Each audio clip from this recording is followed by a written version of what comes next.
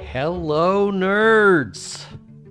Nerds for Humanity. I did a post saying, hey, I'm thinking of doing a react video to the Tucker Carlson Donald Trump interview. And I said, if the YouTube video gets 20 likes, we're going to do it. And you guys always deliver. We got exactly 20 likes. So thank you to everybody who expressed interest. And here we are. Hello, nerds. Okay, Vaughn. Looks like Vaughn might have been 19. Sorry, Yoda. There must have been some weird stuff with the scheduling, but we're now live and it's 9 p.m. Pacific. If you're watching us on replay, greetings wherever you are in the future from the past.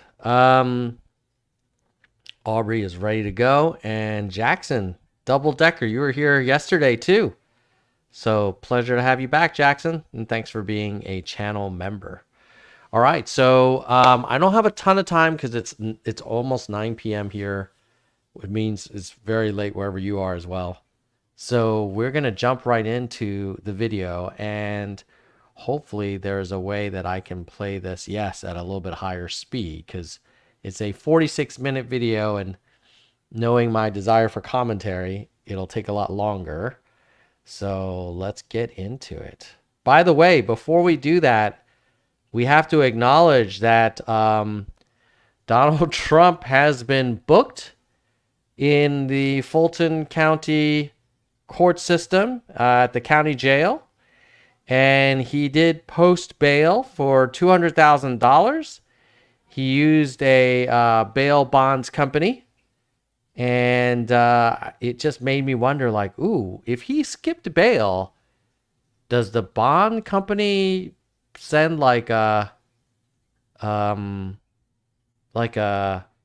bounty hunter after him?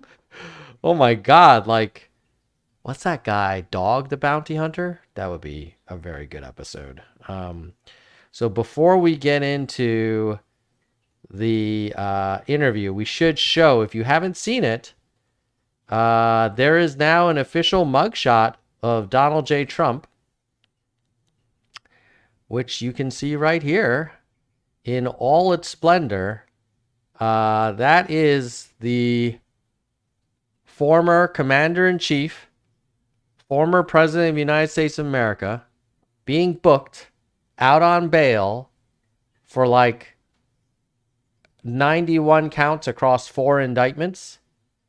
Now, the MAGA people are going to be like, oh, it's a weaponization of the justice system. Look, if you break the law, you guys should know this. You're the law and order party. If you break the law, and the prosecution can provide evidence that satisfies a grand jury that there's probable cause to have a trial, then you have your day in court to provide all of your quote-unquote irrefutable evidence. And I'll be the first to eat my hat if it turns out that, wow, there really was evidence of mass fraud that would have changed the outcome of the election. In which case you have to ask, like, well, why didn't you bring this up earlier? What were you so busy doing these last 2 years? But at any rate, there he is. Sad. Very sad. Sad day in American history that it's come to this, that you have a president who tried, of all the things that a president could do, to undermine the sanctity of the democratic process and try and stay in office, even though the people have decided it was time for him to go. Like, that is the ultimate no-no in a democracy. You know, I know a lot of people feel really strongly about pronouns and whether transgender individuals can compete in sports, but overturning a presidential election is kind of a big deal. You know, creating fake electoral college votes, trying to pressure your vice president to reject the state's certified votes, and then concurrently preparing fake votes to create more confusion And then like calling the governor repeatedly from the White House saying that you need to find 10,000 votes. It's like, no, man, election's over. All right, but let's get into the Tucker interview because that's why we're all here. And as you watch this interview, and if you find the commentary interesting or useful, you know what to do. Smash that like button. I would tell you to subscribe, but from my statistics, everybody that watches this is pretty much a subscriber. So I know you're already subscribed. So there's only two more things you can do. You can smash the like button. You can comment, maybe 4 things. You can share this stream so other people can find it. Or you can become a channel member and help me pay for the podcast and streaming fees. Okay, so let's get into it. And I think you should be able to hear the audio.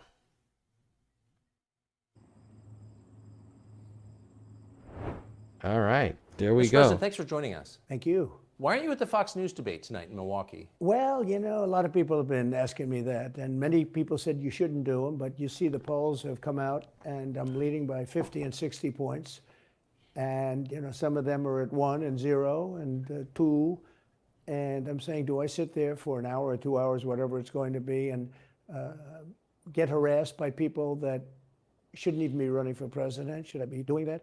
And a network that isn't particularly friendly to me, frankly. You know, they were backing Ron DeSanctimonious like crazy, and now they've given up on him. I mean, it's a lost cause. It reminded me very much of 2016. You know, in 2016, I went through the same stuff and had to fight them all the way, and then they became very friendly after I won, or just about when I was winning. But I just felt it would be more appropriate not to do. Okay, so basically he's saying, hey, I'm not going to go to these debates because I'm way up in the polls. And I think that, you know, from a pure political pragmatism point of view, he has a point. Like if he's ahead by 40, 50 points, like he doesn't have to. And if the voters are okay with him not showing up for the debate, he doesn't have to. As a person who loves competition and democracy and transparency, given that he is the former president that has been indicted 4 times and has all of these accusations about him, I feel like, you know, a real leader would make himself available. But, you know, I can't say it's like, oh my God, it's horrendous that he doesn't show up. I just feel like it's kind of, it's a bit lame, but, you know, it's not nearly as bad as trying to overturn an election. That's bad. Not showing up for a debate, lame. The debate, I don't think it's right to do it. If you're leading by 50, 60, I have one poll, I'm leading by 70 points, and I'm saying, why am I doing it? And I'm going to have... Oh, hold on a second. Mr. Torbis is saying, like Biden, I have a lot of MAGA family who have said this to me, like, oh, you keep saying that Trump doesn't go to the debate, but Biden doesn't go to his debates. I have to remind them a little bit of American history, which is that when Trump was president, he didn't go to his debates either. Neither did Obama. Neither, you know, did Bush. Neither did Clinton. You know, you'd have to go back to Gerald Ford. It's very common for the sitting president who is running for re-election to basically have their party's nomination locked up. And they typically don't go to debates within their own party if they are sitting president. Now, if they're a former president that lost 4 or 5 times, you know, lost the popular vote in 2016, lost the Congress in 2018, lost the White House in 2020, couldn't win the Senate in 2022 despite record inflation, then I would say, like, hey, you got to earn it. So I don't think Biden not going to the debate as president is the same as Trump not going to the debate as a 4-time loser. Okay, let's see. Oh, turn the X volume up a little. Let me see if I can do that. I see what you guys are. All right, I'm going to turn it up here and see if that helps. 8 people, 10 people, whoever made the debate, I don't know how many it is, but I'm going to have all these people screaming at me, shouting questions at me, all of which I love answering, I love doing, but it doesn't make sense to do them. So I've taken a pass, as you probably noticed. Well, I did. I'm grateful that you did. It's interesting, though, because you spent a lot of your career in television. Yeah. You had a top show in television on NBC. But you don't feel the need now running for president to do television, obviously. Do you think television is declining? Well, according to a poll that I guess we just saw, it just came out where. Okay, this is a random question. Why is he asking about television declining? Oh, I get it. It's because Tucker Carlson got fired from his television show. Mr. Torbs says, two bads don't make a right. Don't call yourself a Democrat and don't debate. I agree with you. I would like all presidents, including President Trump in 2019, he should have been available for a debate. And I also think Biden should be available for a debate. What I'm saying is it is not equivalent that Biden not debating is not equivalent to Trump not debating, because Biden's following what President Trump did, what President Obama did, what President Bush did, what President Clinton did, what President Carter did, what President, Reagan did. So what President Bush Sr. did. So no sitting president goes to their own party's debate. You'd have to go back to Gerald Ford when he was incredibly unpopular. That said, as someone who's one of the co-founders of ofthepeople.us, which is all about more competition, I agree with you, Mr. Torbs. Both should be at the debate. It is true that one is even more obligated. One has no historical precedent for skipping, and that would be Donald J. Trump. Okay. Oh, good. I'm glad the volume is much better. Thank you for letting me know in the chat, Marion and Jeremy. So now they're going to talk about why television is down dead. Like 35%, but I think they were referring to cable. I think cable's down because it's lost credibility. MSNBC, or as they say, MSDNC, is so bad. It's so wrong what they write and what they do and what they say. It's fake news, as I said. I think I came up with that term. I hope I did, because it's a good one. It's not tough enough anymore. It's corrupt news. Really what you do is call it corrupt news, but somehow that doesn't play as nicely. But it is corrupt news. So. Okay, so he's basically saying that MSNBC is highly biased, which I totally agree with. What I don't understand is, Fox News is also incredibly biased, but he doesn't seem to call that fake news, although he's mad that they give DeSantis a lot of coverage. So basically, it's fake news if it's not in your favor, and it's just news if it's in your favor. You have MSNBC and you have CNN, who's absolutely doing no ratings at all. I mean, they're dead. But they're doing none because they don't have credibility. They really don't have credibility. Fox is way down, as you know. And the good old days are long ago. I will say this, it could come back, but they just don't have a lot of credibility. Tucker, you know that perhaps better than anybody. I think it was a terrible move getting rid of you. You were number one on television, and all of a sudden we're doing this interview, but we'll get bigger ratings using this crazy forum that you're using than probably the debate or competition. When you say there are people on stage who shouldn't be running for president, who do you mean? Well, I don't want to really use names, but it wouldn't matter too much. A guy like, I call him Ada Hutchinson. It's Asa, but I call him Ada. Why do you call him Ada? I could tell you, but I don't want to get myself in a little trouble. But he's weak and pathetic, and he was, I never understood the guy, I never knew him. Oh, that's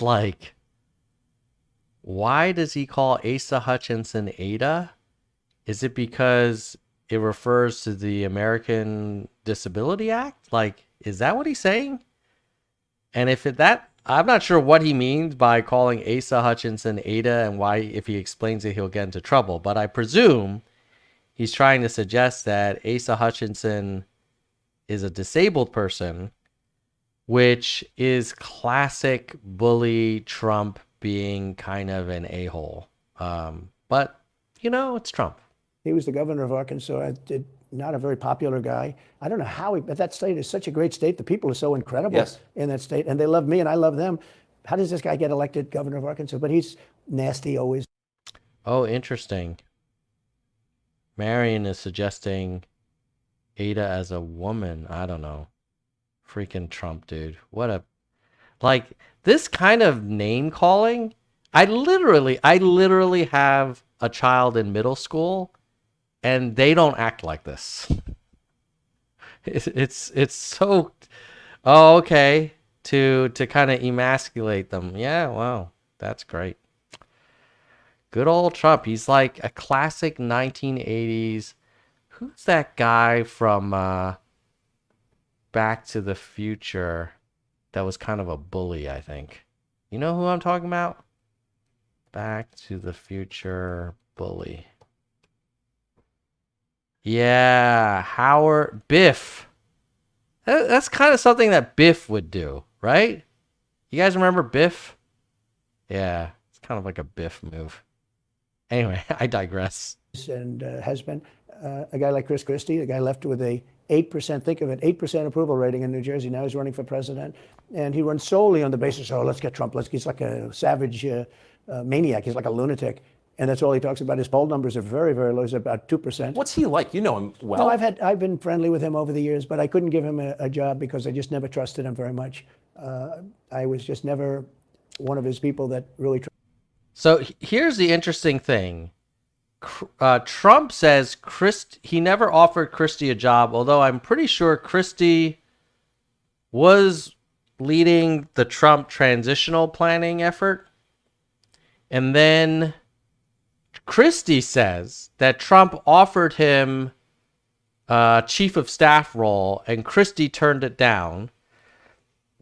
And then Trump is such a proud person that you notice he never says anybody that turns down his roles. It's always like, oh, I didn't want to hire him. Or they didn't resign, I fired them. He's like one of those like dudes who like, if they feel like they're about to get dumped, they'll dump the other person first. It's very, again, like when you work with Trump, you're going back to high school and middle school. Trusted him. I never gave him the job. And that's one of the reasons he feels so hurt and so betrayed. And I understand that. I really do. I understand it. But I never gave him. You know, he wanted to be different things. He was looking at different elements of the administration. And I decided just, I didn't want to do it. And now I'm glad I did because you see. Yeah, I think the reality is that Trump did offer Christie a bunch of roles. And I think Christie wanted Attorney General. Instead, Trump gave it to, oh, who was the guy from the South? Trump Attorney General. The guy who recused himself. He gave it to who the hell was Sessions? Yes, Jeff Sessions. He gave it to Jeff Sessions instead of Christie. I wonder if had he given it to Christie, I don't think he would have been able to push Christie around as much as he thought he could push Sessions around. But then he miscalculated because he didn't think Sessions would recuse himself. Yes, thanks, Jackson and Ethan. Here we are. Yeah, I think had he appointed Christie Attorney General, I don't think Christie would have been like this henchman, kind of like Roy Cohn type character. I think Christie probably would have been more like U.S. Attorney, Mr. Law and Order. But, you know, we had some great people. Not because Christie's a saint, but I think because Christie would want to run for president. He wouldn't want to be known as Trump's lackey. Great people. We'll have even better people if we do this because now I know Washington. Before I didn't know Washington. But guys like Bill Barr were terrible. I mean, It's interesting. So the first time he ran, it was elect me because I'm not from Washington. I'm an outsider. And now it's like, elect me because now I know Washington. And before I didn't know what the hell I was doing. Say Bushies. I say that with respect to the Bush family, but they were Bushies, and just it doesn't work out for us. It was clear, this is kind of far afield, but it was just interesting. I read Barr's account of his time. He wrote a book about it, right? His autobiography. And in it, he lies about Jeffrey Epstein's death. Clearly lies. Do you think Epstein killed himself sincerely? I don't know. I will say that, you know, he was a fixture in Palm Beach. Interesting. Tucker is having a wide-ranging interview. he first asked about the decline of his former employer, like, oh, TV's dead, even though he was like Mr. TV until he got fired. And now he's asking about Epstein's death. And that's interesting. I wonder how Trump will react.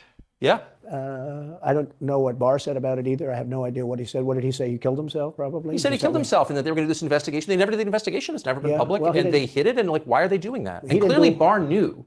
But why would Bill Barr be covering up the death of Jeffrey Epstein? Bill Barr didn't do an investigation on the election fraud either. Okay, he said he did, and he pretended he did, but he didn't. McSwain, the U.S. attorney in Pennsylvania, Philadelphia. That's interesting how you got to hand it to Trump. That was very artful. He doesn't want to talk about Epstein. He probably doesn't know crap about it. And he's like, well, you know, if you don't like Barr for not investigating Epstein death, he also didn't investigate all of the fraud that I have irrefutable proof of that I've never actually shown anyone. Said Barr just wouldn't let him do it. It was crazy. Barr became so petrified, so frightened of being impeached. We're going to impeach him. I don't know if you remember it. Yeah. It's not a big moment in history.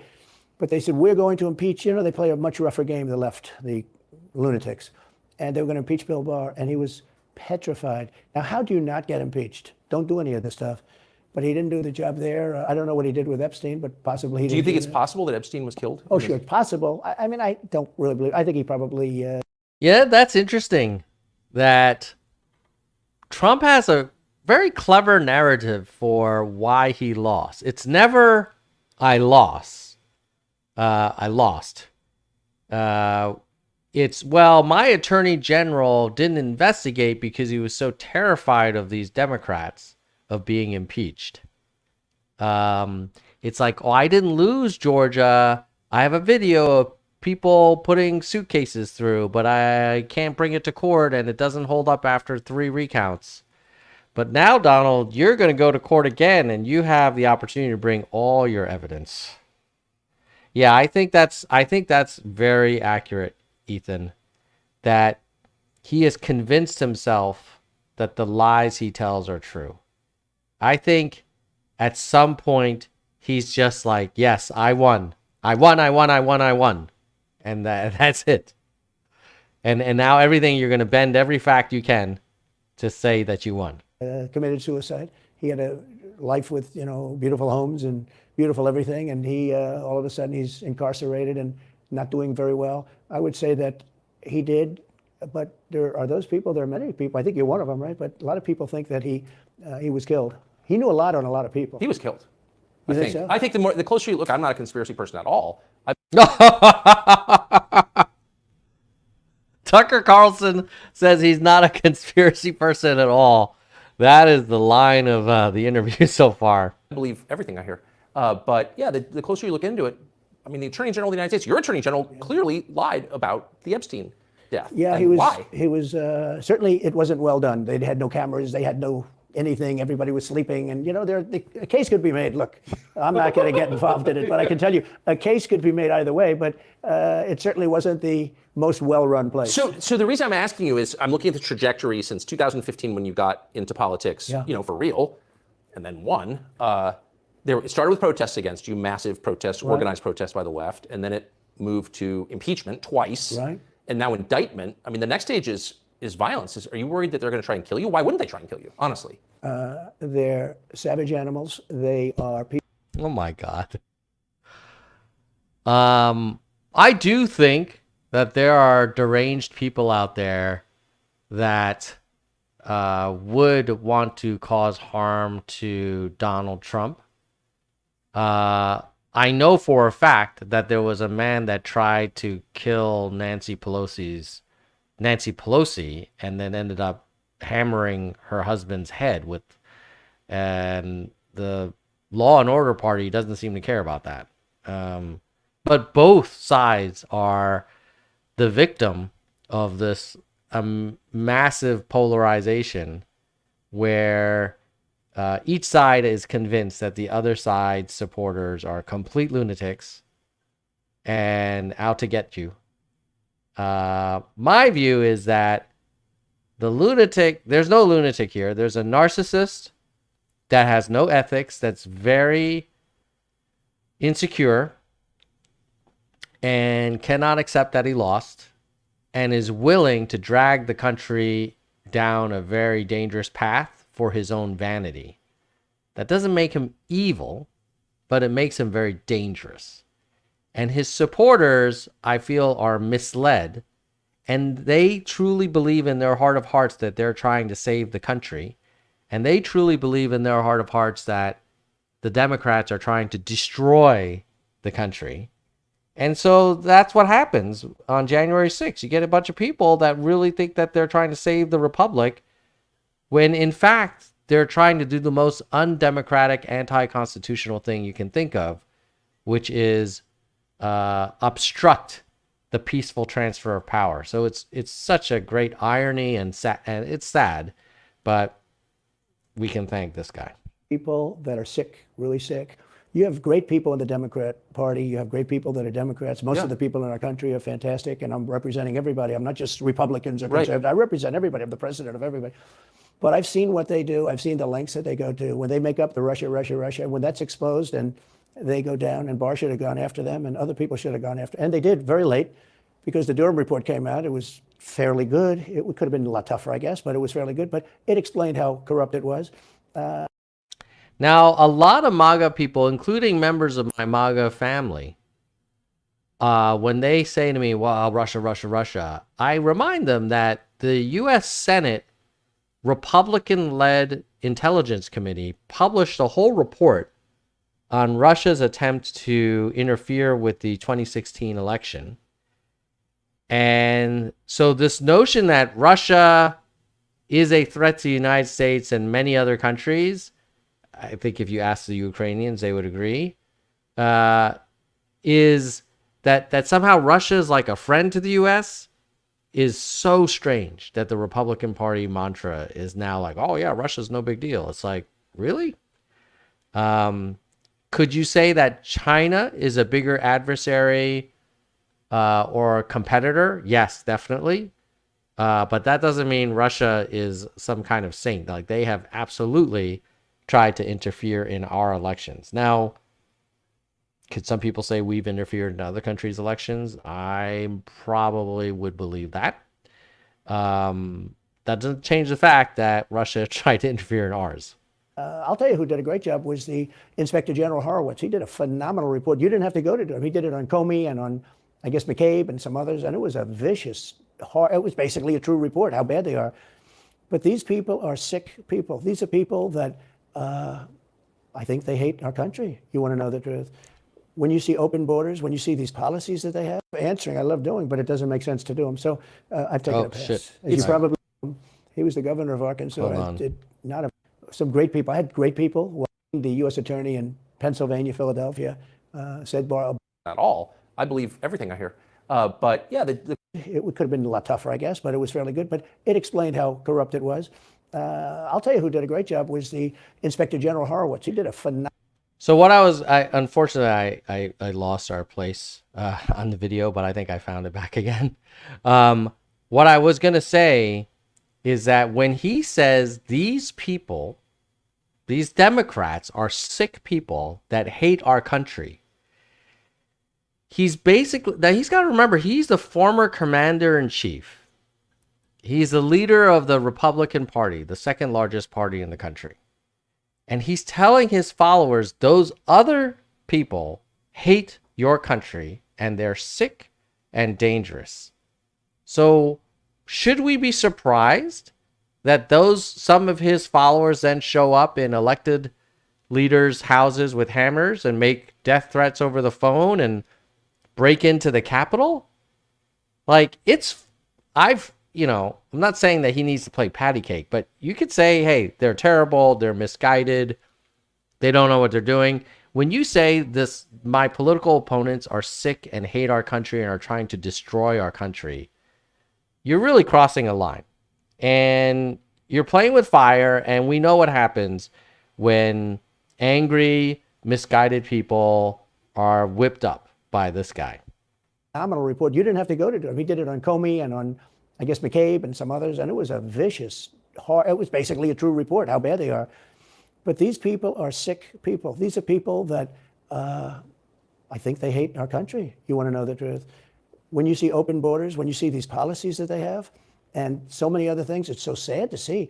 You know, we have a country that's very fragile right now. I've never seen, I will say, look, I ran in 16, which was 15, but I ran in 16, election in 16, and there was tremendous spirit. In 20, there was even more spirit. We got millions and millions more votes. You know, it wasn't even a contest. People said, well, what do you think of 20? I said, we did much better. We did. You got to base it on the number of votes. We got many more votes in 20 than we did in 16. He loves to talk about how he got more votes in 20 than 16, as if you get more votes in your re-election campaign than your original campaign, you get to stay in the White House. The way it actually works is you have to get more votes than your opponent. So like if the Seahawks play the Patriots and we're like, hey, the Hawks scored more against the Patriots this year than they scored against the Patriots last year, clearly we should have won. No, it means that your offense did better this year than last year, but you need to know how the other team scored. So I love how like he's like, for sure, I got more votes this time than last time. My votes are 100% pristine. But when Biden gets more votes than me, clearly that's impossible because he didn't really campaign as hard as I did. And here's the reality, Donald. People did not love Biden, but they really hated you. And that's the logic, okay? So when you're like, hey, how come nobody's showing Joe Biden flags? Nobody loves Joe Biden. I'll be the first to admit it. I don't love him. But I definitely voted for him because I definitely did not want 4 more years of you. But the election was rigged. It was a rigged election. And with COVID, they used COVID to cheat in a lot of different things, and we have so much on it. It's like so easy. We have so much on it, and it's so easy. And you've lost like 60 out of 61 court cases. You have, quote unquote, irrefutable evidence that you were going to have a whole press conference on that you said was going to completely absolve you and vindicate you. And then a day before, you cancel the press conference. This guy, it's like, oh yeah, I have proof that Obama was not born in America until you don't. So like you and Tucker are 2 peas in a pod. But we had judges that didn't want to look. We had people didn't want to get involved. They called you, he's a conspiracy theorist if you say anything about the election. But I have never seen spirit like there is right now. Even coming down here, just the people on the road that are just absolutely going crazy. And the reason is, I think they like me, and I know they love my policies. I hope they like me too. You know, a lot of people say they don't like me, but they like my policies. I think they like me. But I have never seen spirit like it is right now. And the reason is because crooked Joe Biden is so bad. He's the worst president in the history of our country. I don't think he's going to make it to the gate, but, you know, you never know. He's the worst president in the history of our country. I think that would be Donald J. Trump. But interestingly enough, a reminder that Vivek said that Donald Trump was the greatest American president of the 21st century. That's pretty rich, man. That's pretty rich. No, but he's a corrupt person, so corrupt that I took the name off Hillary. You know, I don't do 2 people at one time. I took the crooked Hillary and I retired the name. It was a good day for her. I bet she was very happy. And I used it for Joe because it's crooked Joe. But Joe is. It's actually crooked Donald and crooked Jared and crooked the whole freaking Trump crime family. Is really. But you don't think he's going to make it to November of 2024? Well, I think he's worse mentally than he is physically. And physically, he's not exactly a triathlete or any kind of an athlete. You look at him, he can't walk to the helicopter. He walks, he can't lift his feet out of the grass. You know, it's only 2 inches at the White House, right? That's not a lot. But you watch him, and it looks like he's walking on toothpicks. So, and then you see him on the beach where he can't lift a chair. You know, those chairs are meant to be light, right? They're like 2 ounces. You lift him up. He can't lift the chair. He can't walk to the chair. And I don't know what they're doing. Okay, on this front, I have to agree with Trump that Biden does not look very, spry at all. He's old. He looks it. And the reality is, if it's Trump versus Biden again, Biden will still win. That's how much people don't like Trump. I think Nikki Haley put it well when he said that Trump is the most disliked president we've ever seen. The amount of people who, whether you say, oh, it's unfair that they don't like him, they don't understand Trump, or they don't appreciate all he's done, like, he's just very unliked. Frankly, if Trump were not running, I don't think the Democrats would stick with Biden. I think we would have a much more open primary. But, unfortunately, we're stuck with Biden because we have Trump. Ugh. With the beach, this beach is... He's worse. He's bad himself, and then he makes it so that the other party has to nominate Biden again. Seem to play a big role, but they love pictures of him on the beach. I think he looks terrible on the beach. Looks terrible on the beach. Skinny legs. Well, he can't walk through the sand. Sand is not that easy to walk through, but when he walks through it, he can't walk through the sand. And there's somebody in there that thinks he looks fabulous at the beach. I think he looks horrible at the beach. Plus, the beach doesn't represent what a president's supposed to be doing. You're supposed to be working. You're supposed to be getting us out of that horrible... Oh, that's rich. This is the guy who played more golf during his presidency than any other president in the history of the country. And he's saying that, why is Biden go to the beach in the summer? A war that we're very much involved in with Russia and Ukraine. You could do that. You could do that very easily. I believe you could do that I don't believe he could do it because he's just incompetent. But that's a war that should end immediately, not because of one side or the other, because hundreds of thousands of people are being killed. Can you imagine you're in an apartment? Wow. The war should end immediately, not because of one side or the other, but because hundreds of thousands of people are dying. Number one, it's not one country. The two countries didn't accidentally go to war. One invaded the other one.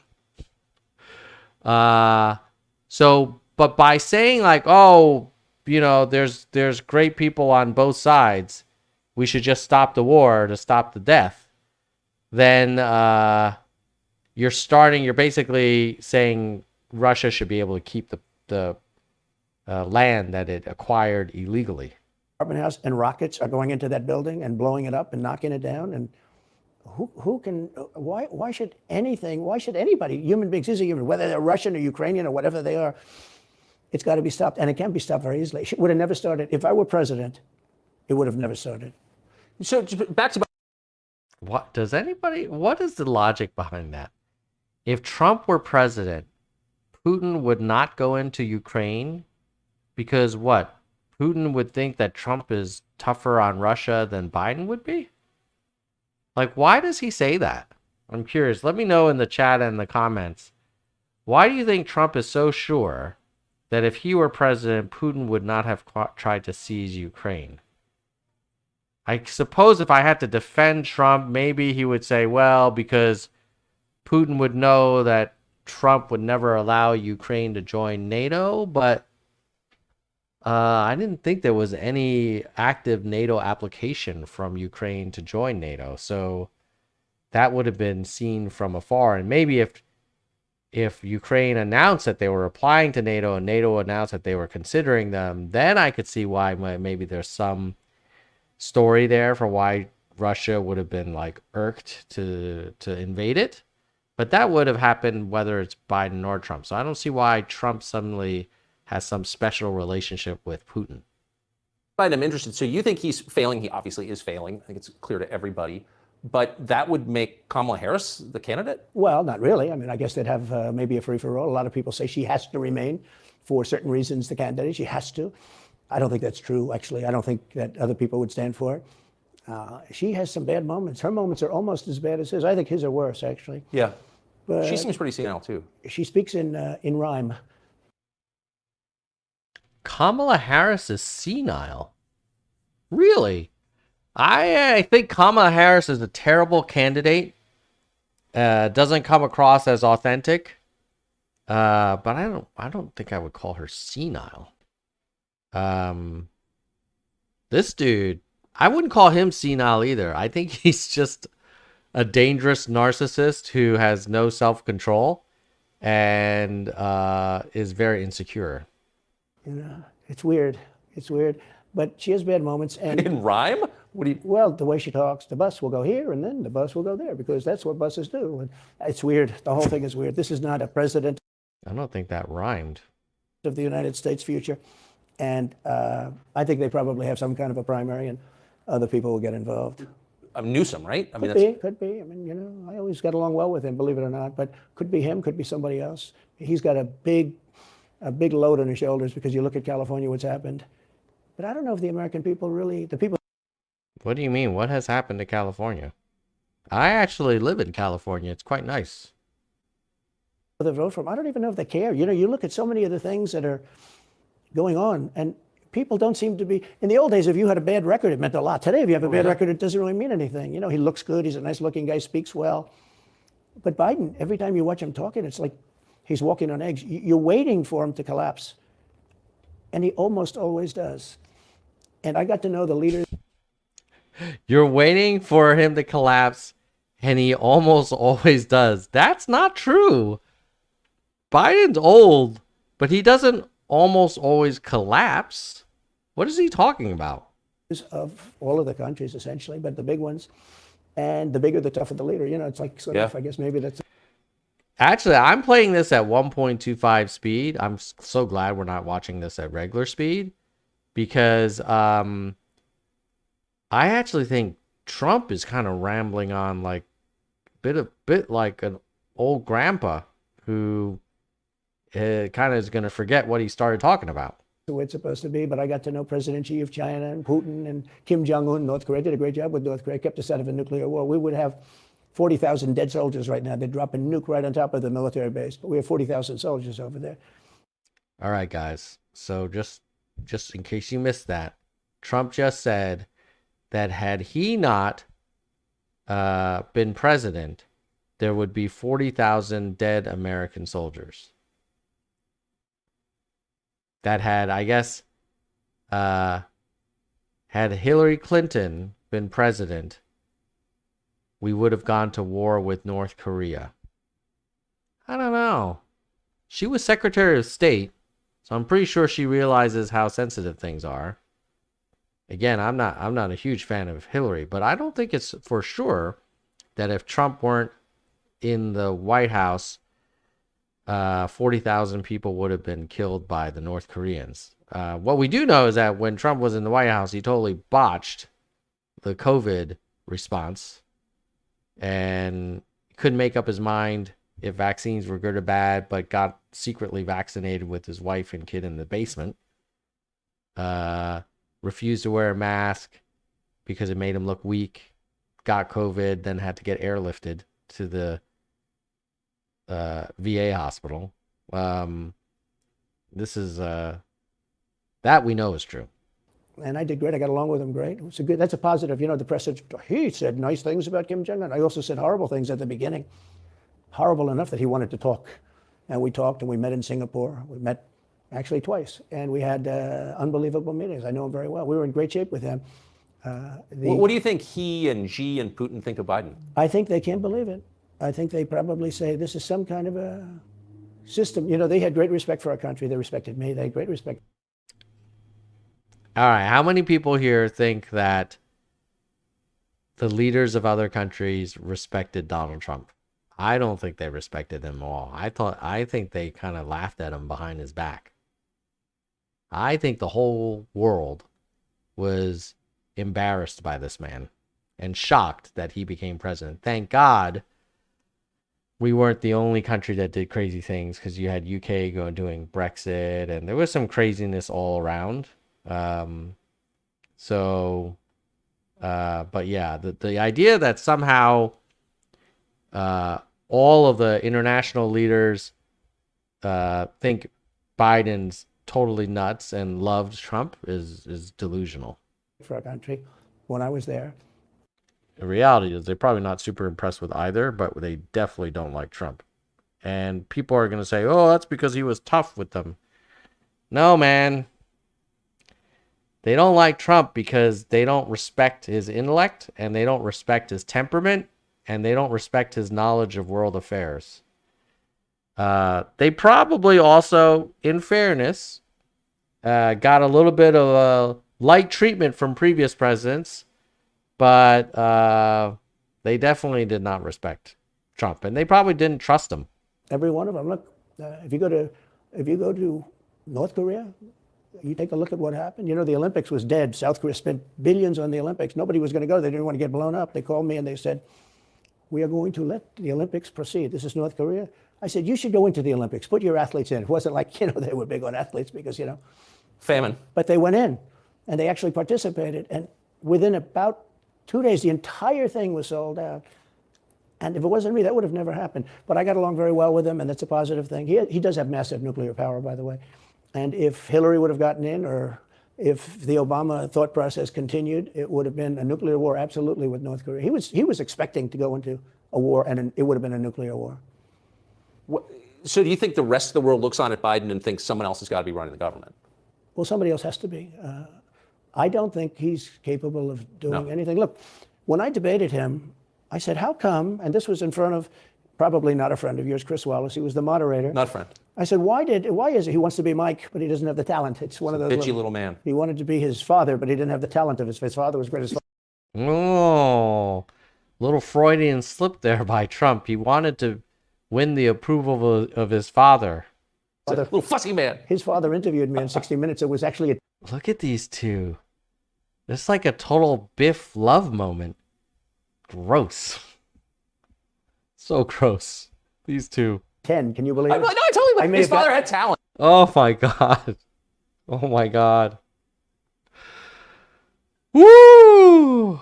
At least. I may have been the only guy that he gave a good 60 Minutes. So he was rough. Really? His father was tough. He was great, though. He was great at what he did. But Chris Wallace was so upset.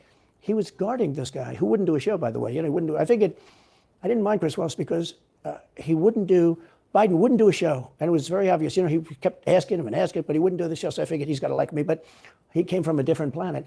But remember when I asked the question, why is it that the mayor of Moscow's wife is allowed to give you $3.5 million? Don't forget, that was brought up. Now it's brought up all the time, but that was brought up by me long before anyone ever heard of it. I said, the mayor of Moscow's wife giving you $3.5 million.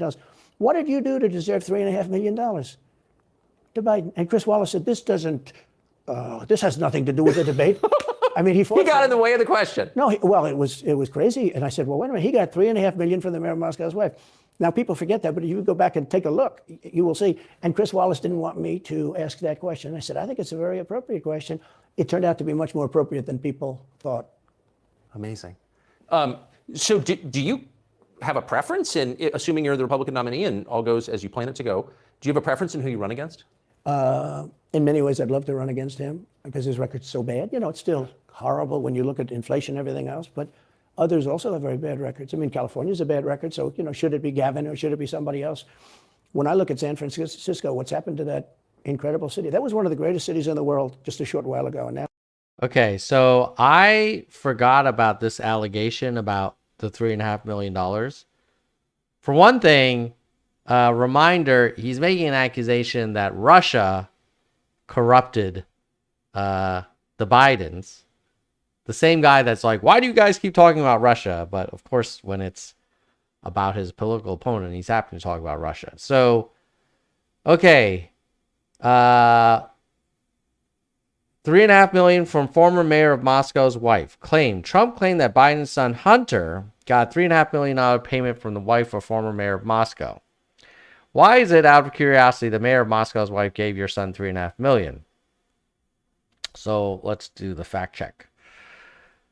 A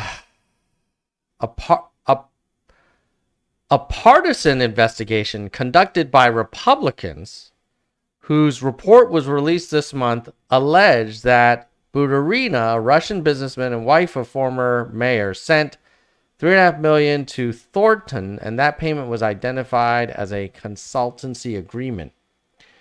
Hunter Biden was a co-founder and CEO of the investment firm Rosemont Seneca Advisors, but Ms. Harris says Hunter Biden did not co-found Rosemont Seneca Thornton. It's not clear what connection exists. Neither Senate report nor Trump have provided any evidence that payment was corrupt.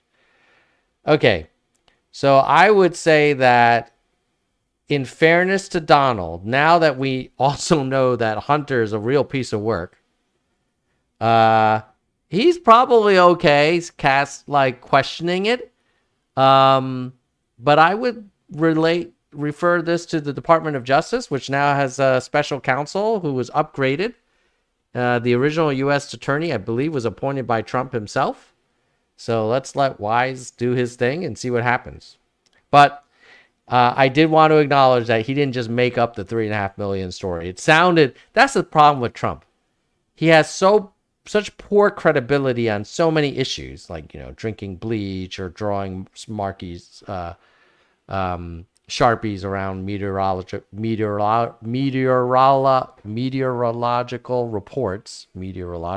reports, that when he says something that's like almost true, like, you don't know. That's what, is like the little president that cried bleach. Now it's very sad when you look at it. Los Angeles, every city practically, all the Democrat-run cities. Republican-run cities are doing very nicely because they arrest people when you have crimes. And they don't go after political candidates because they think it's good. It's been amazing. My poll numbers are the highest I've ever had. But because people understand it. Can I just ask you, that gets back to my original question. So if the protest didn't work, you got elected anyway. Yeah. Impeachment didn't work twice, obviously. Indictment is not working. Your poll numbers go up. When they raided Mar-a-Lago in August of last year, your numbers went up. They can indict you 20 times, and you're not going to lose the Republican primary because of that. Well, it makes it look even more ridiculous. The 4 indictments, and maybe there'll be more. I don't know. These people are crazy. But they're counterproductive. So if you chart it out, it's an escalation, is what I'm saying. Yeah. So what's next? After, try to put you in prison for the rest of your life, that's not working. So, don't they have to kill you now? I think the people of our country don't get enough credit for how smart they are. And I'm not sure I would have said this 10 years ago, but they get it. They really get it. When somebody gets indicted, your poll numbers go down. When somebody gets indicted, you announce, ladies and gentlemen, I'll be leaving to spend time with my family and to fight for the rest of my life on this stuff. But you're out of politics. I got indicted 4 times. All trivia, nonsense, bullshit. It's all bullshit.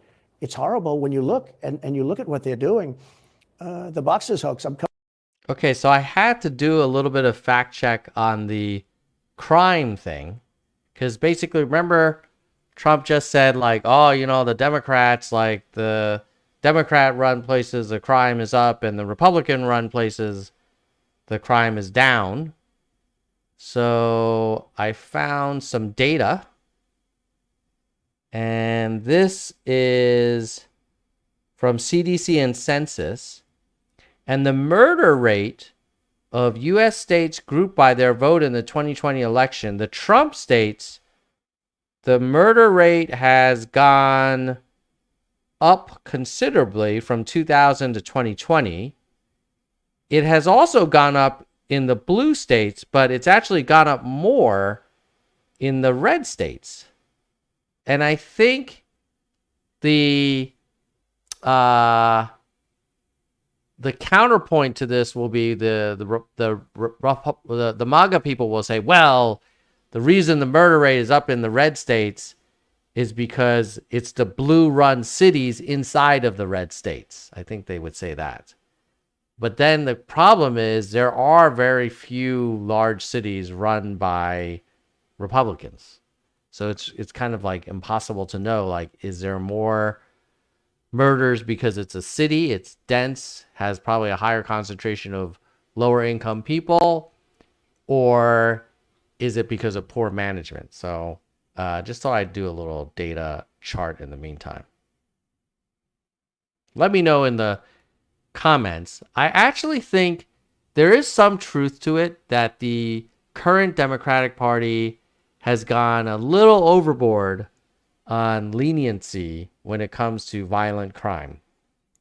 And I hear them that they're trying to focus on deterrent or redirection or rehabilitation, all for it.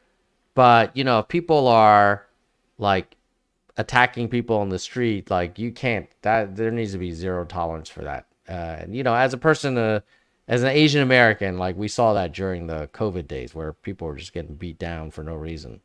So I do think there's some truth to the cities being poorly run, but I don't think poorly run large cities equals everything that Biden or Whitmer or Newsom would do as in the White House. I think those are two different things. Covered by the Presidential Records Act. I'm allowed to do exactly that. That's like if there were massive discrimination by law enforcement in small towns, it doesn't mean that, and they're, let's say, mostly Republicans, it doesn't mean that a Republican is naturally going to be more discriminatory. You look at people like George W. Bush. I felt like he's a Republican. He was fairly compassionate conservative. Can't paint the whole country with just red or blue. Not covered, and he's got 25 times the number of boxes, and he's got them stored in Chinatown. He's got them stored in a flimsy garage underneath his Corvette at Penn. And by the way, at Penn, he gets millions of dollars. China pays this guy millions of dollars. See, I think he's the most corrupt president we've ever had, and he also has the distinction of being the most incompetent. And I believe both. I mean, he's both incompetent and corrupt. So just as a reminder, when he talks about, well, Biden had the stuff by his Corvette and in his garage, and all he likes to talk about how he has stuff in a building in Chinatown or some shit like that.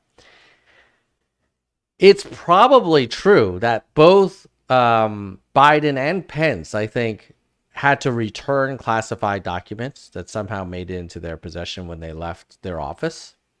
I think the difference is that they gave it back quickly.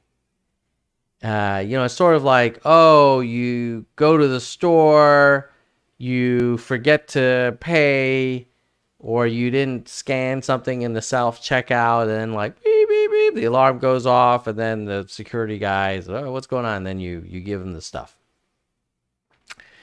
But that's kind of what Biden and Pence did. Not that I've done that. I have not done that. But what Trump did was he didn't pay for the stuff.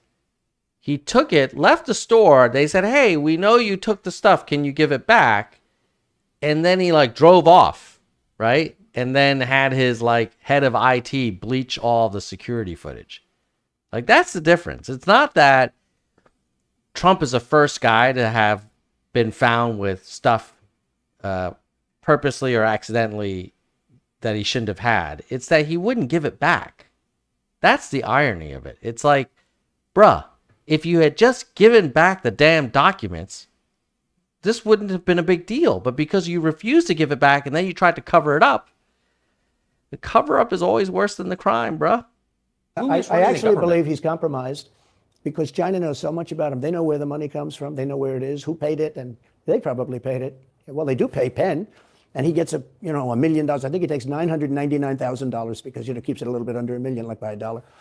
But he, in many ways, is a Manchurian candidate. We have a Manchurian candidate, and he's afraid to tell Russia to get out of Cuba. He's afraid to tell China to get out of Cuba.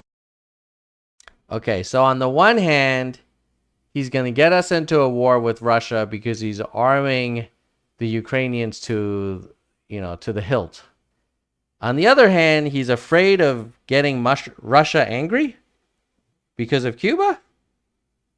Which is it? Is Biden this warmonger who's going to get us into another world war conflict with Russia?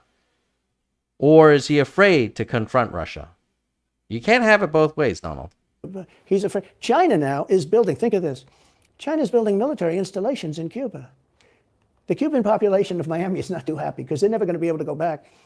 And you don't even hear about it. And the worst culprit is the press, the media, because normally, when I first heard that China's building installations in Cuba, and installations means military installations, okay, they said just some communication. They did that on the islands with Japan. They took the island, they started this massive construction, and they told everybody, including the Japanese have to be very careful. They told everybody that this is a housing development. They're going to build a housing development. And I said, how come the runway is 20,000 feet long? Private jets need 4,000 feet. They don't need 20,000 feet. The big ones need 20,000 feet. They don't even need 20. And I looked at the runway. I said, that's the largest runway ever built, both in width and length, for housing development. There's nobody that has it.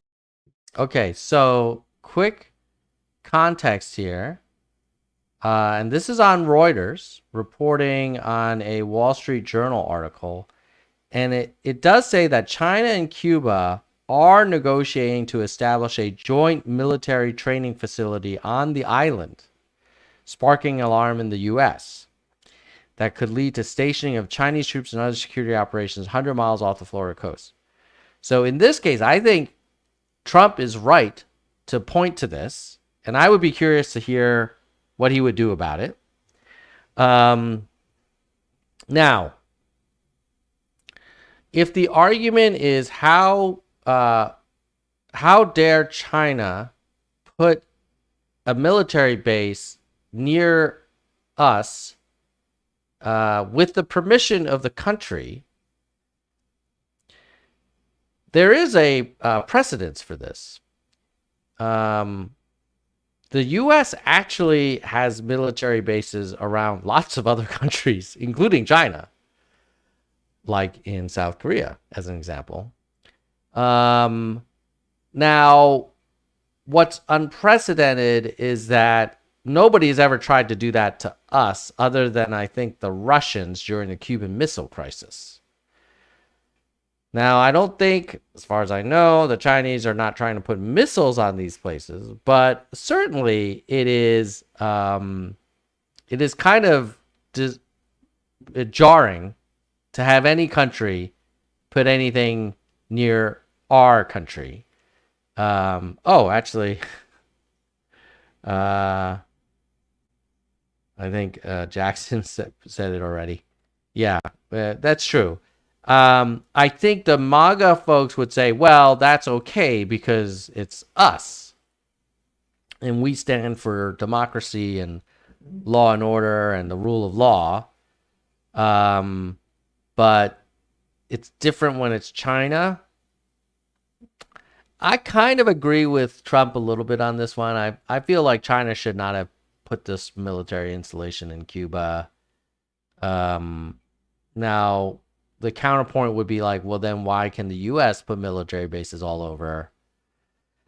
And I would say, well, that was from the Cold War. I don't know that we would add military bases to all over the place now. But yeah, it's a complicated one. Like, let me know in the comments, do you think it's okay for the U.S. to put military bases all around other countries, but be pissed when other countries put military bases around us? It does feel like a double standard, but I obviously trust us more than China. Although with Trump in the White House, God knows, I think he's just so vain. I actually don't think he's a warlike person, but I think he is so vain that he might get us into a war. My button's bigger than your button kind of nonsense. Plane that big, that you would have a runway that's Why is for China testing. allowed to conduct imperialism in our hemisphere? Well, yeah, and it's far beyond Cuba. It's all over South America. Yeah, in the Caribbean. So we built a thing called the Panama Canal. We lost 35,000 people to the mosquito, malaria. Yeah. We lost 35,000 people building. We lost 35,000 people because of the mosquito. Vicious. They had to build under nets. It was one of the true great wonders of the world. As he said, one of the 9 wonders of the world. No, it was one of the 7. It happened a little while ago. That was interesting that Tucker talked about China putting all these bases, saying it's imperialism, when we probably have more bases than anyone. Now, I can't believe I'm saying this, but in defense of Tucker, I think he would probably want us to pull back a lot of our U.S. bases. I'm not sure. Do the MAGA people, I know they love us spending more on the military. Are they in favor of us keeping our bases all over the place? I would argue, hey, those bases are basically what keeps the world stable, and a stable world is good for America's economy. So that would be my math. But I wonder what the MAGA people think. Let me know in the comments if you think the MAGA folks are in favor of keeping U.S. bases all spread across the global network. No, it says 9 wonders of the world. You could make 9 wonders. He would have been better off if he stuck with the 9 and just said, yeah, I think it's 9. But this is one of the true 7 wonders of the world. And you take a look at the Panama Canal. It was so... I think Mr. Torb is saying, ironically, he's the only president not getting the U.S. into any new war. Has Biden gotten us into a new war? Biden has provided military aid to Ukraine the same way that Trump provided military aid to Israel. Does that count as the U.S. going to war? I don't think Biden has gotten us into any new wars. If anything, I think Biden was the one that actually got us out of Afghanistan. Now, a lot of people say that, well, he took us out of Afghanistan in a really messy way. It's like, is there a clean way to get out of a country after you've occupied it for many years? I don't think so. I think they all look terrible. Could Biden have done a better job? Yes. Should Trump have gotten us out of Afghanistan before in the 4 years that he was in office? Yes, because he promised it. But he didn't. Incredible engineering marvel. We sold it under Jimmy Carter. We sold it to Panama for $1. The following day, they quadrupled the amount of money the ships had to pay to get across. They didn't lose one ship. And now they've made it much bigger, and now they've widened it. They've doubled it, right? They've more than doubled it. And it's one of the most profitable things. Any time it's just incredible, right? We gave it away for $1. China now controls it. They actually control the Panama Canal. They run it, they control it. And we shouldn't let that happen. And we can't let China be in Cuba. And they'll get out. If I'm president, they'll get out. Because I had a very good relationship with President Xi, but he respected this country, he respected me. And he'll get out. And we can't let them run the Panama Canal. We built the Panama Canal. So he says that if he's president, China will leave Cuba. You know, this is one of those things where I wouldn't be surprised if he threatened China with a bunch of tariffs, and then China would say, why would you add tariffs on us? It'll just punish your consumers. And then he'll say, Xi, my supporters don't really care. They would love to see me put more tariffs on you. You need to get your little base out of Cuba. And in exchange, I'll make sure we buy some corn or, sell you some corn or whatever. And then, so I could see how he would try and negotiate China out of Cuba. It would require probably concessions behind the scenes. China's not going to just do it because Trump tells them to. The thing about Trump is he lies so often that it's hard to discern what's plausible or not. Because remember, this is also the guy that promised us the first time that he would build an entire wall across the entire southern border and Mexico would pay for it. And instead, he built like 30 miles of wall. And I don't think Mexico paid anything. He also said he would balance the budget, and because he was a businessman, and he added more debt to the U.S. national debt than any president in the history of the country. He also promised us better health care at half the cost of Obamacare. How is that Trump health care plan? Then he also promised us record infrastructure investments, which never amounted to anything. So when you have a president that basically says all this oh, and I'll get Russia, I'll end the war in 24 hours. It's like, come on, man. Whatever. A, you can't do it. And E, if you did it, I would be worried that you shouldn't be able to do it because clearly you're giving something up. Now, should have never been given to Panama. We should have had it. But we gave it for $1. Think of it. They quadrupled. In one day, they lifted the fees, which are, pretty big. So the interviewer is complaining about Chinese imperialism, and then the interviewee is now saying, oh, the U.S. should have kept the Panama Canal, which is not in U.S. territory. The Panama Canal is in Panama. For these massive ships to go through, right? Rather than going around the Cape and through all the tremendous storms, such beauty, it's beautiful stuff. But you didn't want to get caught in those storms. Those were storms that wiped out the biggest ships. And we go through the Panama Canal, we built it, and we gave it away for $1. Think of that, how stupid are we? We have done the stupidest things in this country. And now we have a president that can't put two sentences together, can't speak, can't walk, can't talk. I don't think he gets to the starting gate, but these people do miracles. I mean, he ran out of his basement, and you got away with that one because of COVID, so he sort of got away with it. They cheated on the election. But you have people that are very smart, but they're fascists. Wow, he keeps saying that there was election fraud. I really wish he would bring his evidence. And I hope that he does that in the Georgia case. And he says, hey, you're accusing me of trying to overturn the election, but I have proof that it was massive fraud and I was acting in the interest of the country. I would love to see that defense. But you just can't say these things without evidence that is subject to cross-examination. Ask Rudy Giuliani what happens when you do that. And they're radical left lunatics, and they're destroying our country with the all-electric cars and the windmills all over the place, which, by the way, don't work, and they're all, most of them, made in China. Why the hate for electric cars? It's amazing. You know, electric cars, like all the major U.S. manufacturers, are increasing their investments in EVs. And Elon Musk, who I think the MAGA people love, I don't know if they know this, but he owns an electric car company. I'm not sure why he thinks electric cars are so terrible. China, for the most part, they're made in China. Germany, a little bit, but China. But you look at what's happening to our country, even no voter ID. I mean, why don't they want voter ID? There's only one reason they don't want voter ID, because they want to cheat. Who doesn't want, you know, the Democrat convention, the last one, they had voter ID that was this big. It looked like a prison card, this big on their chest. All right, folks, we got through 25 minutes. Unfortunately, it's getting a little bit late, so I will refer you to Tucker Carlson's Twitter account, and you can watch the full interview.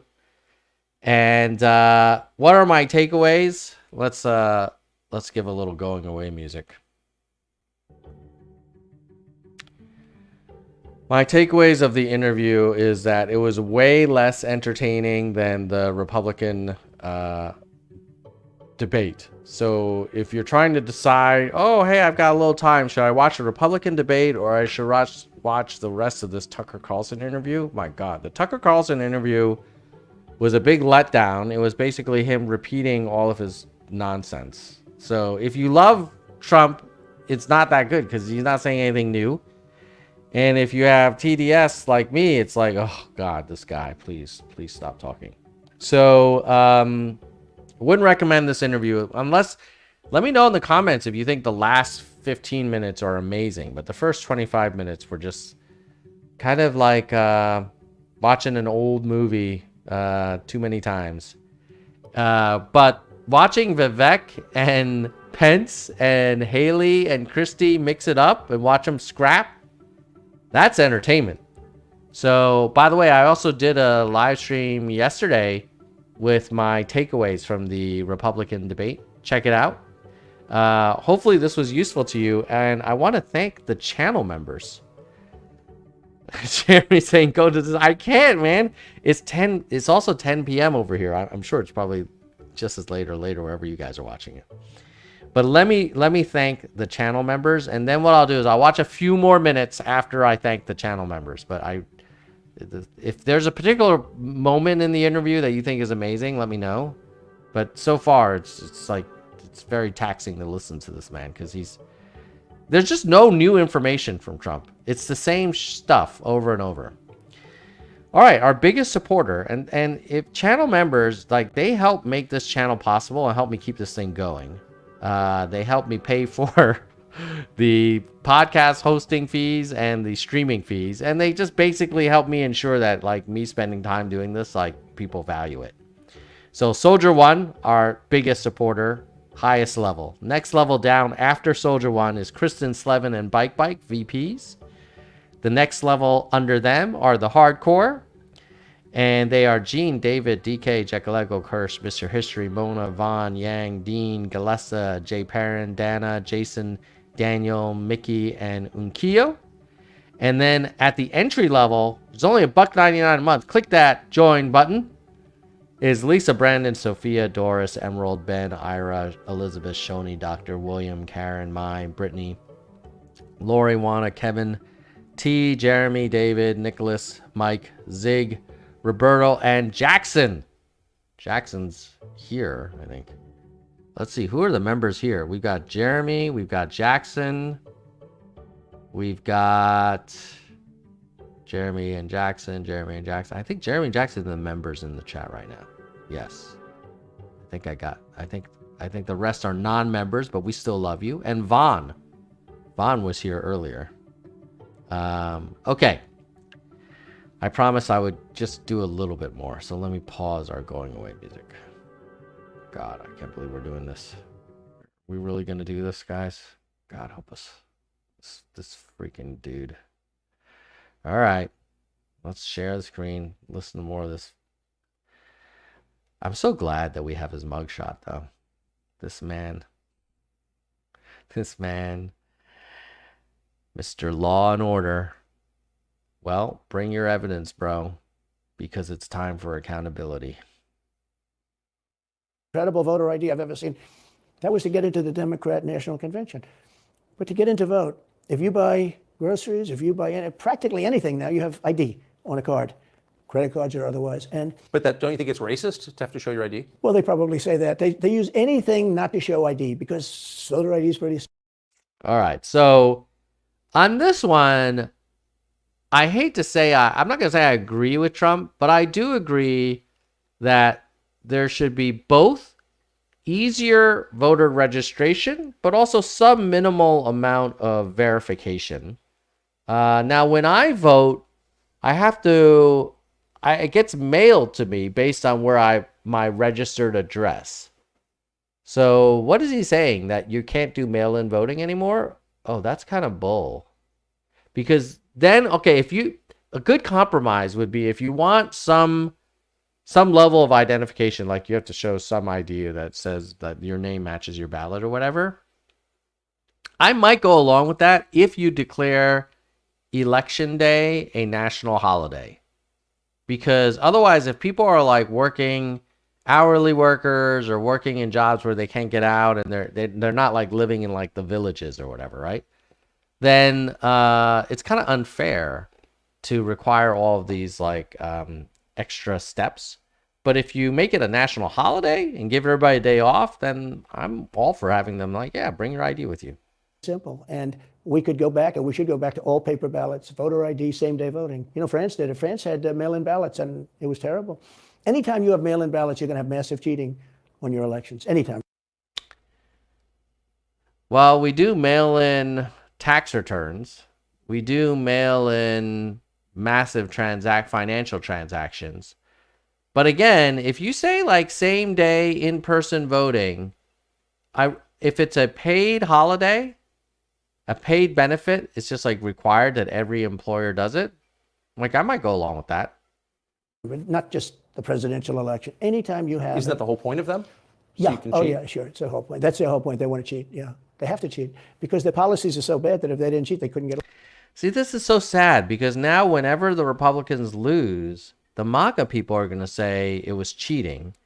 But then when the Republicans win, it was zero cheating.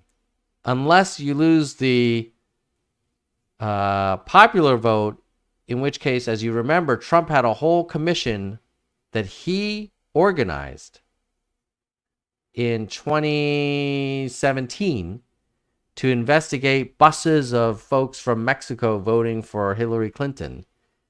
And he quietly disbanded that commission because he found nothing.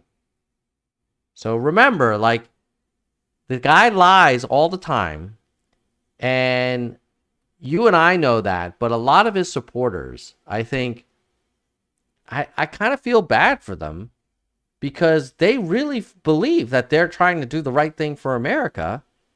And they really believe that the left and the Democrats are trying to take away all of their rights and destroy the country. And they stole the election. Like, my God, if you really believe that stuff, like, wouldn't you be tempted to take up arms and get violent?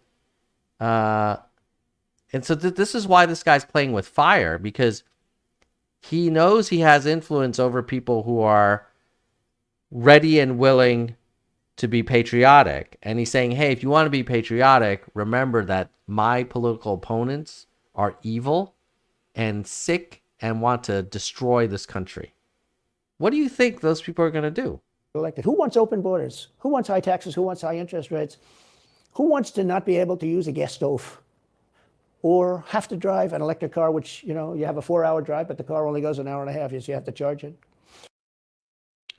If you have a 4-hour drive, it's 240 miles. If you go 60 miles an hour, most EVs now actually can do the full almost 300 miles on one charge.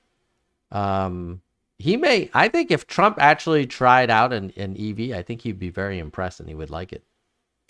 The happiest moment for somebody in an electric car is the first 10 minutes. In other words, you get it charged, and now for 10 minutes. The unhappiest part is the next hour because you're petrified that you're not going to be finding another charger. People, I'm saying, I'm not knocking electric cars, they're fine. They're fine. So he thinks that after 10 minutes, people driving EVs are petrified. I think he might be missing the script here that there are plenty of cities now where tons and tons of EVs are driving around and they don't look petrified at all. But part of it is that you have to have infrastructure at home to charge at night. I think that's the key thing. But you could charge at home at night. You could drive 6 hours like continuous, or maybe call it 4 hours continuous, and not have to worry about who drives 4 hours continuous anyway. Like typical commute is probably like 20, 30 miles, right? Like that's not 4 hours. But if people want to buy a gasoline car or a hybrid, hybrids are pretty good actually, but they should be allowed to buy. They don't want to do any of this. So right now, California's in a big... Oh, hybrids are good. Remember when all the Republicans hated Priuses and they would like roll coal and whatnot? Now hybrids are good. So, hey, MAGA folks, please leave those poor Prius drivers alone. Your leader has said hybrids are good. Big brownout because their grid is a disaster. The grid all over the country is sort of a disaster, but the grid in California. And yet they want to have it in a very short period of time. Millions and millions of cars going off. All right. I've tried my best to listen to this guy, dude, but I'm getting tired and he's tiring. He's tiring. He's tiring. Why is he tiring? Let's get some going away music. Oh, God. Closing.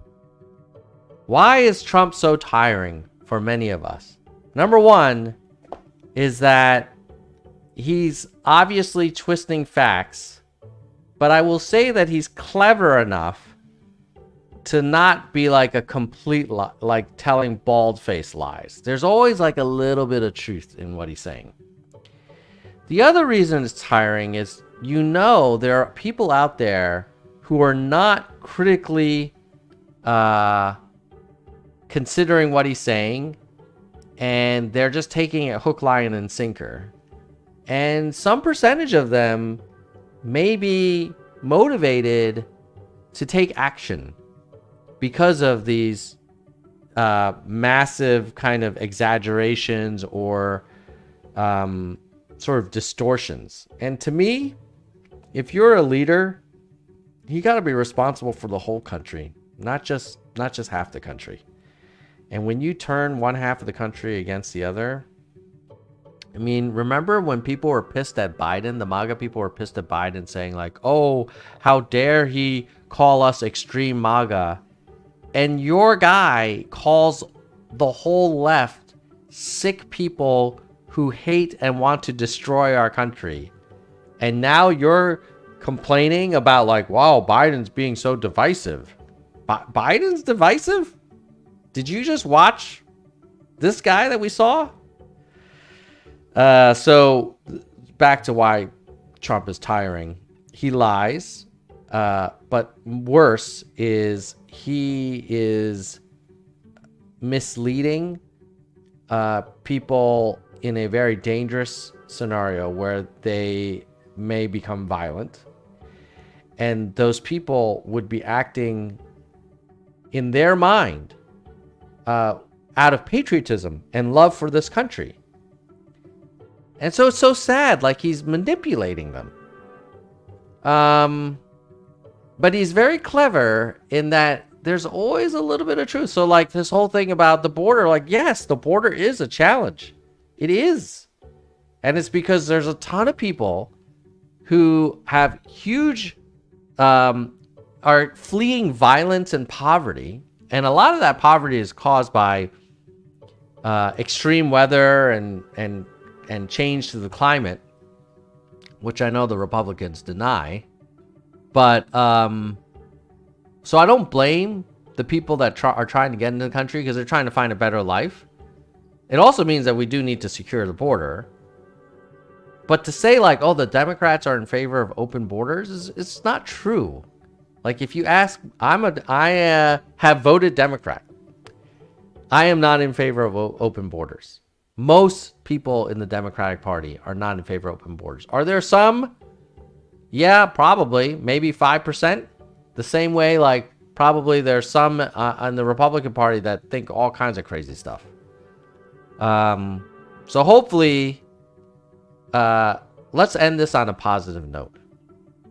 When you next run into someone who is from a political belief that's different than your own, let's all try and respectfully listen to their views and try and understand where they're coming from and what's behind it. What's the why behind their feeling this way? And see if you can find a how might we where we solve a problem together. So as an example, like Trump's all hopped up on voter ID. So how might we have even more secure elections than we already do and ensure that it's accessible to everyone? You know, maybe we have a national holiday for voting and require some minimum ID. If Trump and the MAGA folks, like, they get all amped up about the border crisis, which I agree with, let's figure out a solution. How about we secure the border, have more funds to provide more border security, and introduce a guest worker program so farmers and other American companies can get access to labor that is willing to do work that they can't, other people don't want to do. Or we totally secure the border, have no guest workers, but raise the minimum wage so that American-born people are willing to do some of these jobs. But then all of us have to be prepared to pay a higher rate for our food and a lot of the inputs and things like that. So that is, my MAGA brother is in the chat. He says, bro, if you Democrats are only 5% open borders, then why do you have so many sanctuary cities which are now declared crisis like New York City? Well, are you suggesting that 95% of the Democratic Party runs New York City? Because I'm pretty sure New York City makes its own laws. New York City does not go to the Democratic National Committee and say, hey, what should our laws be? So, and more than 30 miles of wall built. I'm pretty sure Trump built at most less than 50 miles. I think at that rate, he would need to be president for like 100 years to complete it. And remember, he told you and other MAGA followers that nobody builds walls faster and better than Donald Trump, and that he would have it done in like 24 hours or something, right? It sounds like a Trumpian thing to say. But at any rate, let's not be like Miami Poppin'. Because what is he doing here? He's basically saying like, look, you, your party. I'm trying to do a how might we. So if the big concern is the borders, let's increase funding for border security, introduce comprehensive immigration reform that provides the American economy the labor it needs, and then let's also raise the minimum wage so American citizens can be paid more appropriately to do some of these less desirable jobs. Let's how might we, all right? So with that, let's leave with a sense of positivity.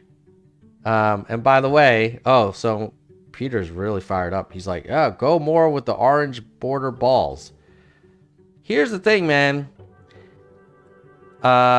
If people can come into this country and work under the table because employers are willing to hire them, you're going to have people coming into the country, no matter how many balls you have. And if you remember, the places they're coming from are pretty tough. Massive amounts of violence, massive amounts of poverty.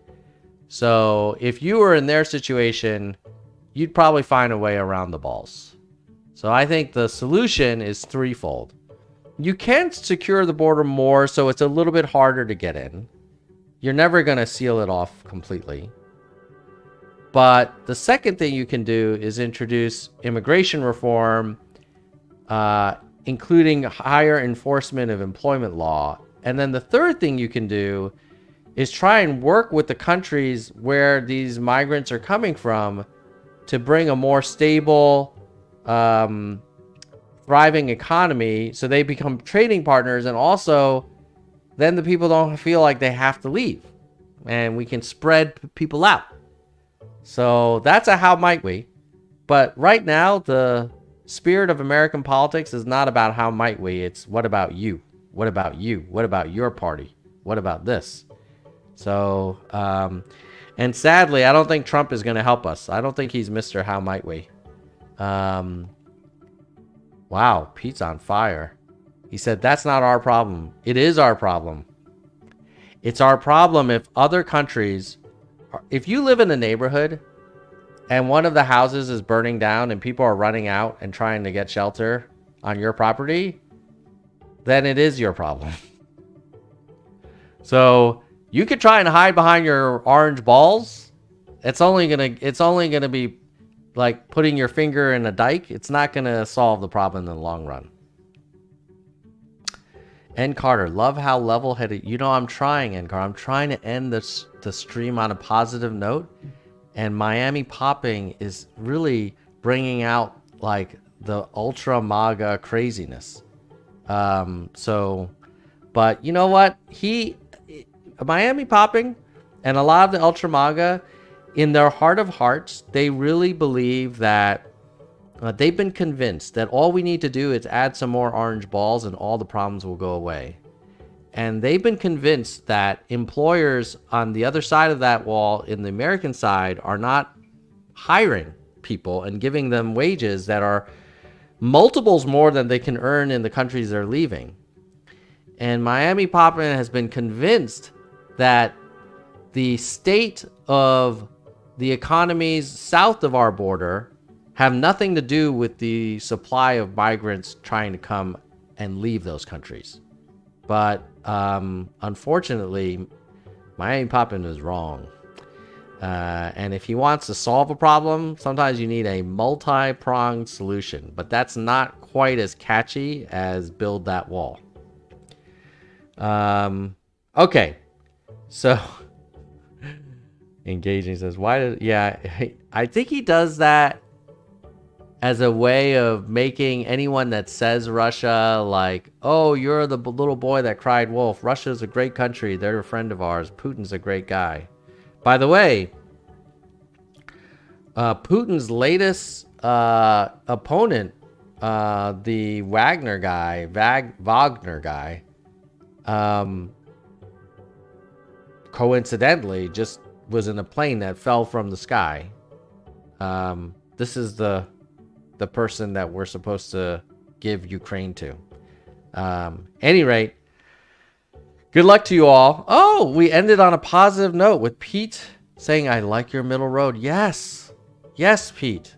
Let us end on this positive note. Let's get the positive note gong of the middle road. A lot of people say, whoa, middle of the road. That sounds like being a moderate. Yes, I'm okay with being a moderate. Or we could say not left or right, but forward.